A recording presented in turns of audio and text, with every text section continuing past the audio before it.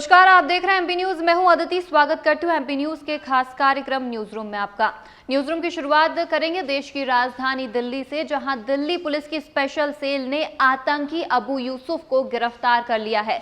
जी हां, दिल्ली पुलिस को काफी समय से इस बात की जानकारी मिल रही थी कि दिल्ली पर आतंकी हमला होने वाला है, जिसके बाद शुक्रवार की रात स्पेशल सेल एक्टिव मोड में आई, ऑपरेशन मोड में आई और शनिवार को उन्होंने धौलपुरा करोलबाग रोड पर यूसुफ को घेर लिया, जिस पर उस समय अबू यूसुफ ने फायरिंग करना शुरू कर दी पुलिस पर और जवाबी कार्रवाई में पुलिस ने उसे धर दबोचा और उसे गिरफ्तार कर लिया। और अब दिल्ली पुलिस उसे उसके पैतृक गांव बलरामपुर लेकर गई है, जहां पर उसके घर से 2 मानव बम, जैकेट और भड़काऊ साहित्य, काफी सारी ऐसी अजीबोगरीब चीजें, भड़काऊ चीजें मिली है। हालांकि अबू यूसुफ के पिताजी और उसकी पत्नी का कहना है कि उन्हें इस बात की कोई भी जानकारी नहीं थी कि अबू यूसुफ ऐसा कुछ कर रहा है। हालांकि अबू यूसुफ के पिताजी और पत्नी की तरफ से माफी की गुहार लगाई जा रही है। उनके द्वारा ये कहना है कि इस बार अबू यूसुफ को माफ कर दिया जाए और अगली बार अगर अबू यूसुफ ऐसा कोई गुनाह करता है तो उसे पुलिस द्वारा सजा दी जानी चाहिए। हालांकि अभी इस पूरे मामले की जांच चल रही है। अबू यूसुफ द्वारा एक और बड़ा खुलासा किया गया है कि राम मंदिर निर्माण पर भी आतंकवादी हमला हो सकता है। इसके साथ ही अबू यूसुफ अपने आकाओं से अफगानिस्तान में संपर्क में भी है।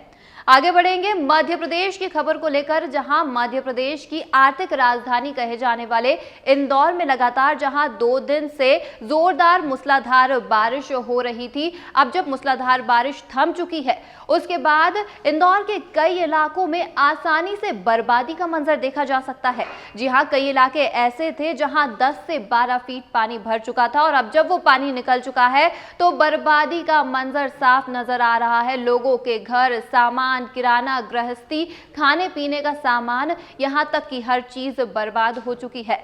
जब मीडिया द्वारा वहां के लोगों से बात की गई तो वहां के लोगों का कहना था कि उन्हें बिल्कुल भी अंदाजा नहीं था कि पानी इस कदर, इस गति से उनके घरों में घुस जाएगा।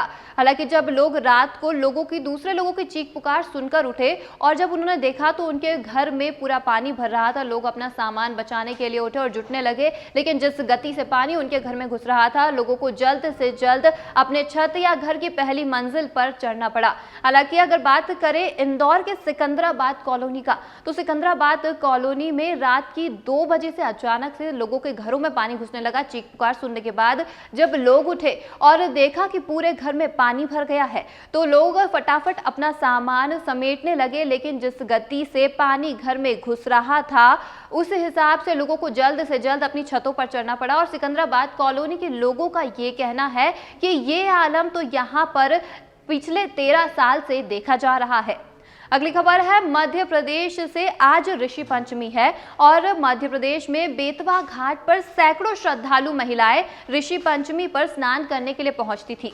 लेकिन इस वक्त कोरोना संक्रमण होने के कारण, कोविड-19 होने के कारण कम ही महिलाएं बेतवा घाट पर स्नान करने के लिए पहुंची। हालांकि जिस हिसाब से मध्य प्रदेश में पिछले 2 दिन से बरसात हो रही थी, उस हिसाब से बेतवा नदी भी उफान पर आ गई थी और बाढ़ जैसे हालात बन गए थे, जिस वजह से अभी भी बेतवा नदी के कुछ घाट बाढ़ के पानी में डूबे हुए हैं। सुरक्षा के हिसाब से होमगार्ड की टीम वहां तैनात कर दी गई है और ताकि अगर कोई भी परेशानी हो तो उस परेशानी को उसी वक्त हल किया जाए।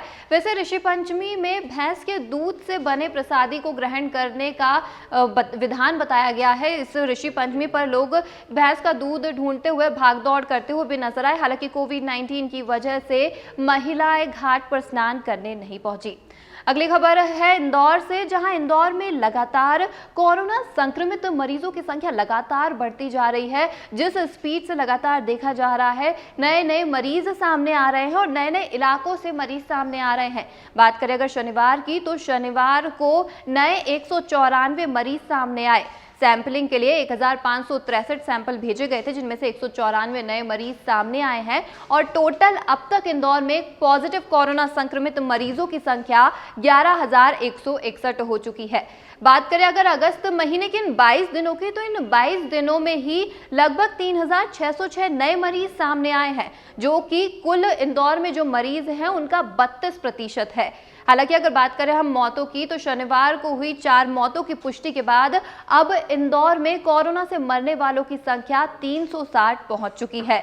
बात करें अगर देश की, तो देश में पिछले 24 घंटे में नए 69,000 मरीज सामने आए हैं और अब तक कुल मरीजों की संख्या 30 लाख से पार हो चुकी है। आगे बढ़ेंगे अगली अपडेट की तरफ। अगली अपडेट है सुशांत सिंह राजपूत के केस को लेकर। हालांकि अब इस केस की जांच सीबीआई को सौंप दी गई है और सुशांत सिंह राजपूत के केस को लेकर सीबीआई कल यानी कि शनिवार को सुशांत सिंह राजपूत के बांद्रा स्थित फ्लैट पर पहुंची थी, जहां उन्होंने पूरी घटना को रिक्रिएट किया।